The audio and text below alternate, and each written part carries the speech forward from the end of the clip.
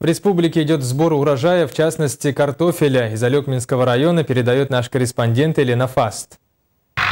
Подходит к завершению уборка картофеля. Знаменитый на всю республику бренд Алекмы в этом году уродился хорошо. Было посажено 998 гектаров второго хлеба, картофеля. Урожай картофеля в этом году хороший. Средняя урожайность по району идет порядка 110-120 центнеров с гектара.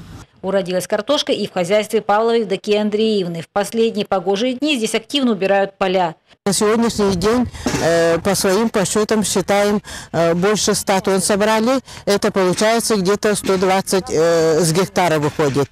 А если все остальное мы уберем, это получится где-то 130 центнеров с гектара выйдет.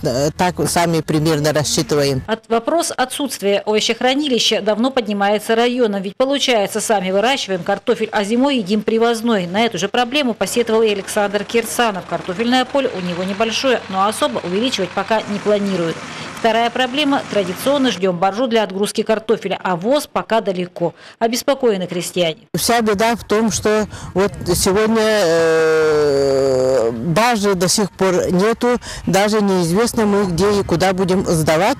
Проблема на сегодня состоит в том, что суда для вывозки картофеля в город Иркутск выходят очень поздно. Судно, которое должно было встать на матче 14 сентября, оно ориентировочно будет там только послезавтра.